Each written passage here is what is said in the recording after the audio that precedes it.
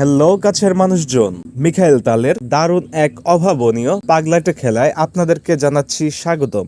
আজকের ম্যাচটা খুবই স্পেশাল হতে চলেছে, কারণ 1974 সালে পূর্ব জার্মানের ইন্টারন্যাশনাল মাস্টার উই বোনস, যিনি আক্রমণাত্মক ও ডাইনামিক স্টাইলের খেলোয়াড় হিসেবে পরিচিত ছিলেন এবং পরবর্তীতে জার্মান জাতীয় দাবা দলের কোচ হিসেবে দীর্ঘ সময় কাজ করেছেন, ওনার সঙ্গে দাবার জাদুকর মিখাইল তালের এক ঐতিহাসিক আক্রমণাত্মক ম্যাচ বিশ্লেষণ।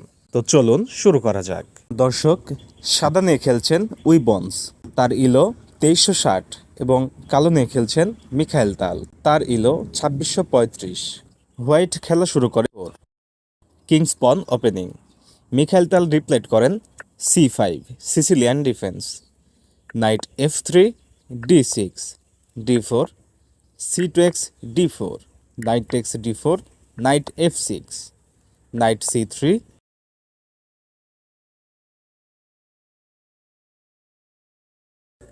A4। মিখাইল তাল কিন্তু আক্রমণে ঢুকে গেছে। রুক D2, G1, হোয়াইটও পজিশন নিল। D5, attacking bishop, E takes D5, bishop takes D5, bishop D3, B3, H5, knight takes bishop, pawn takes knight, E5, attacking knight. White খেলোয়াড় এখানে G6 পনটি পুশ করে, যা অনেক জটিল সমীকরণের এক জলজান্ত উদাহরণ। দর্শক, যদি এই মুহূর্তে নাইট F5-এ নিয়ে আসতো হোয়াইট, তাহলে বিশপ কিন্তু আক্রান্ত।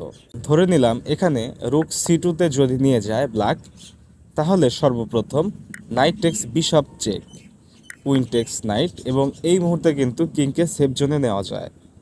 অর্থাৎ এই মুহূর্তে একটি নাইট কিন্তু হোয়াইট স্যাক্রিফাইস করছে, যেটা না করলেও হতো।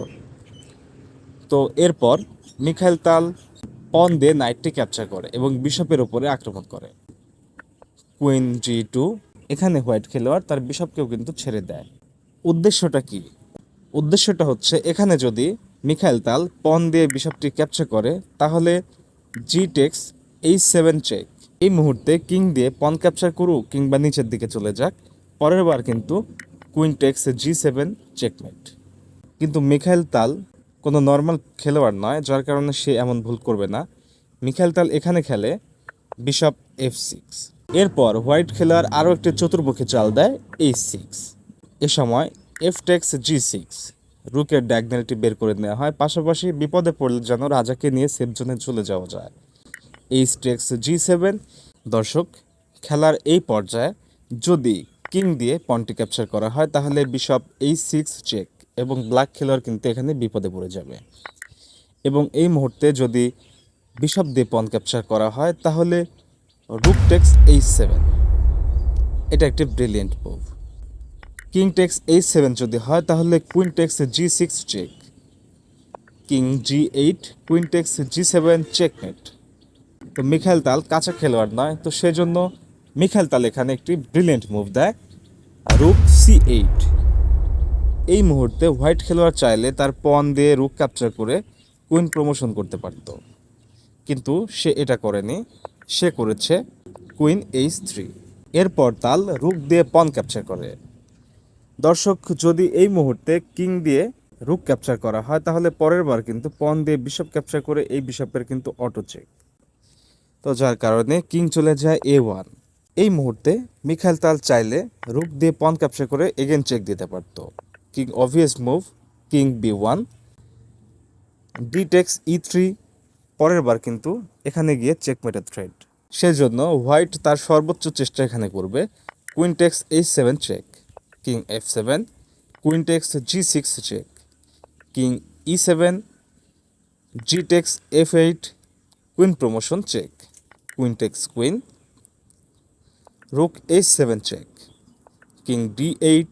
এবং এই মুহূর্তে যেহেতু একটিবার সুযোগ পেলে খেলা শেষ হয়ে যাচ্ছে হোয়াইটের, তো সেই জন্য এখানে কুইন দিয়ে বিশপ ক্যাপচার হবে, queen sacrifice, queen takes F6, এবং এগেন কিন্তু চেকমেটের থ্রেড।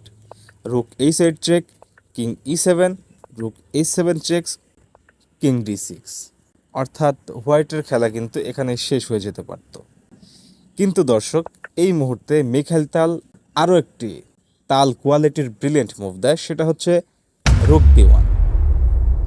এখন অবশ্যই কিং দিয়ে রুক ক্যাপচার করতে হবে এবং পরের বার পন টেক্স পন চেক। এইবার যদি কিং এই ব্ল্যাক স্কোয়ারে চলে যায় তাহলে কিন্তু বিশপ ক্যাপচার হয়ে অটো চেক করবে, যার কারণে কিং E2।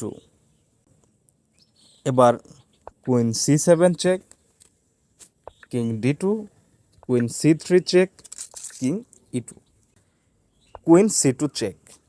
এবার উপায় নেই, বিশপ দিয়ে চেক ফেরাতে হবে। Bishop D2, rook E8 check, king F2, queen takes bishop check, king G3, bishop E5 check.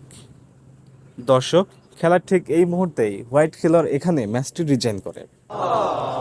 যদি রিজাইন না করতো তাহলে কিংয়ের সেভ স্কোয়ার হচ্ছে কিং H4 এবং এরপর কুইন H6 চেক, কিংয়ের অবভিয়াস মুভ G4 এবং কুইন F4 চেকমেট।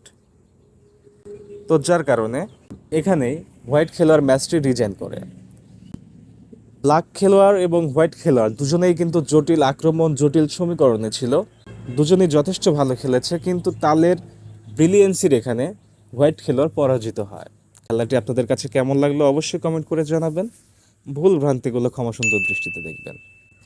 এতক্ষণ সাথে থাকার জন্য ধন্যবাদ।